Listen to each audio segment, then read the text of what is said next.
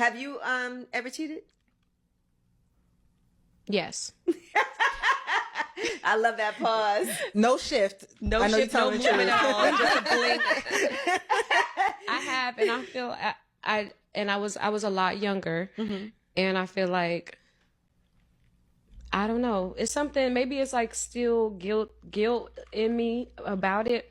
I always feel like things that happen like in my love life, like I'm still paying for it. Yeah, because I broke somebody's heart that I feel like wasn't cheating on me. Like at that time, you know, I feel like I broke his heart, but I feel like I'm still paying for it. I don't know why. Maybe it's I still feel guilty about. Tell me, I want to hear this story. I feel that too, though.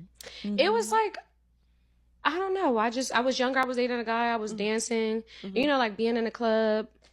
You just meet a bunch of people, and it was like once you get introduced to like the glitz and the glam, and like other people can show you a different type of lifestyle, and then like you have this like regular Joe here, and it was just like I just kind of started doing my own thing. And then what happened was he went through my phone. And then it was just like a thing. And it was just like, he's crying and like, but I love you. I love you. I'm like, I just don't want to be with you no more. I can't do this no more. It was just like, and every time something bad happens in my life, like in my love life, I always think about karma. Yes. That's that karma. Do you know where he is now? Yeah, like, we're friends now. Oh, okay. Yeah. See, so that's not bad karma. Because at least you guys are cool. Yeah, we're cool. Yeah. He's like married now and stuff. Oh, so look, you might have did him a favor. He found it. It's canceled out. It's canceled out. Yeah, it's canceled out. Does his wife know y'all still Does his wife know y'all still cool? You're welcome. Does the wife know y'all still cool? I don't know. I don't know if she. I don't know how that's. You think that he would like there. step out with you if he could? Always remember, one man's 2-year relationship is another man's one-night stand. Play it safe, fellas. Fellas, and this is why as a man, don't matter how hard you try, it don't matter who you are, it don't matter how much clout you have, it don't matter how handsome you are, it don't matter how good you are in bed, you can't save a bird. And as a man, you always got to pay attention to the signs. If a woman works at a job where she's using her body for monetization, it don't matter what job it is, that woman is a sex worker and she's gonna forever chase crumbs. And as a man, you gotta understand that about women. You gotta pay attention to how a woman chooses to make her money. Birds will always chase crumbs. Whoever got the bigger bag, they going. That's just the reality. And as a man, you just gotta be aware of that. And that's why I always say, pay attention to the signs, fellas. The signs are always there. Facts. A lot of times men think they're setting boundaries and they're using that as an excuse to be insecure. What do you mean by that? What do I mean by that? When men tell women what they can and can't wear. When a man is saying that if I'm with a woman, my woman can't wear this. She can't do this. She can't go here. She can't go there. Okay. Right? And they saying that like, no, that's my boundary. And the woman is saying you're insecure. She's right, you are insecure. Yeah. Because your boundary is for yourself, not for her. So if your standard was I don't date women who dress like this, you wouldn't be dating shorty. You crossed your own boundary because you knew you don't want a woman who dressed like this. She was bad as fuck, dressed just like that.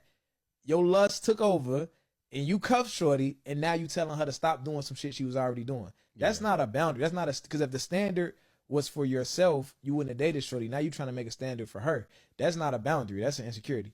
And the thing is, if you control yourself, you don't have to control other people. I mean, look, he's right. And pretty much what he's explaining is when men try to turn a hoe into a housewife. It's like when you met her, she was who she is. But then you caught feelings, you fell in love, and you didn't want her smashing nobody else but you. So you cuffed her. And then you start getting mad when she goes out and she's looking like how she been looking. And that's why as a man, like I keep saying, bro, it's easy to get the pussy. Just don't fall in love. Because when you fall in love, things like this happens. You become insecure. He's right. If you got to tell your girl how to dress, that's a bit insecure. Because the reality is, if you got to tell her how to dress, you should have never been with her in the first place. That was the woman that you should have your fun with and move around, but you caught feelings and you cuff. And now you're being insecure because you know the type of woman she is. But the problem is you want her to only be a hoe around you. And it don't work like that. So that's why as a man, you gotta be disciplined and you gotta set standards. And don't matter what, do not lower your standards. Don't see a fat ass and a chick with some perky titties and, oh, you know what, let me get with her. And then you got with her and now you caught feelings and you want to tell her how to dress. That's not cool, fellas. He's right.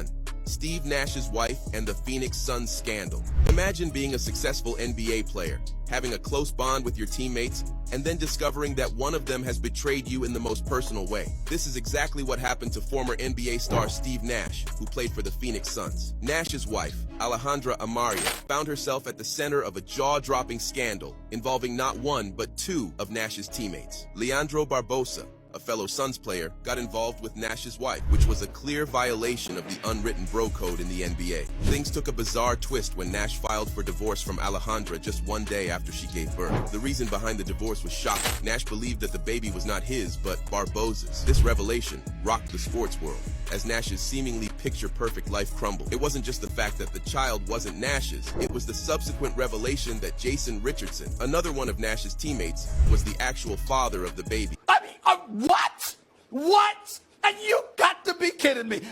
This tumultuous affair and its aftermath read like a soap opera script, taking infidelity to new heights in the world of professional basketball. Number 2, the Paul George and Roy Hibbert scandal. In 2014, the Indiana Pacers, led by stars Paul George and Roy Hibbert, were considered a promising team in the NBA. However, as the season progressed, their performance started to decline. Speculation and rumors began to swirl, with the team's disappointing performance on the court fueling the gossip mill. The situation took an unexpected turn when it was revealed that Paul George and Roy Hibbert's wives were involved in some not-so-innocent conversations on Instagram. While it might sound like a harmless friendship at first, the two players' wives took their relationship a step further and ended up having an affair. This shocking revelation of infidelity within the team added an extra layer of drama to an already tumultuous season. The public's perception of the players, who were seen as key figures on the court, changed dramatically as news of their marital troubles spread. The scandal had a profound impact not only on the players involved, but also on the team's dynamics and performance. It highlighted the potential distractions that personal issues can create in the professional sports world, and it served as a cautionary tale for athletes about the importance. This is just the price a man pays when he wife up a bird, bro. Because the thing about a bird is this, right? If she likes you because you got money, if she come across another man who got more money than you, she's gonna go. If she likes you because she thinks you're attractive, if she come across another dude who is more attractive than you, she's gonna go. That's just how a bird works. A bird have no loyalty and no type of love in her heart for a sucker. I mean, for a man in general, because a bird is trained to go. She's always gonna mess with the next best thing. She's always looking for an opportunity. And when you look at most NBA players, these dudes are usually like nerds because they spend most of their lives playing basketball, learning, training, being good at it to the point where they become great. And in life, when you become great at something, you gotta sacrifice something else.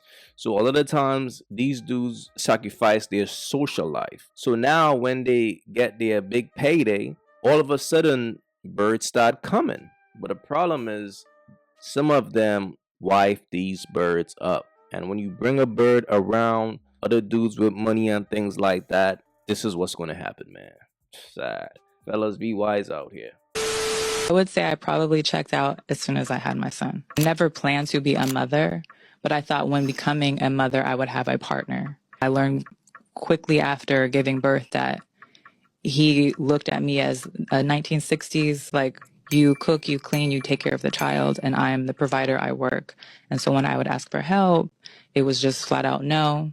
And I started feeling like a single mother and a single woman in the marriage. I was convincing myself to stay, and it just got to a point where I was like, no, if I'm by myself, I might as well be by myself. If Jesus can't save these hoes, why are you trying? What make you think you greater than Jesus, nigga?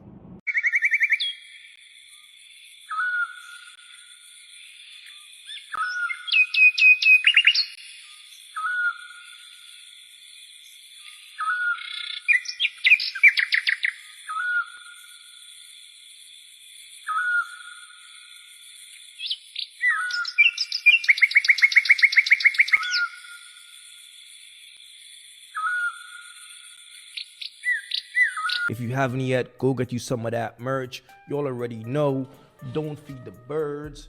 That's what it is. We don't feed the birds over here. So if you rock with your boy, go get you some of that good merch.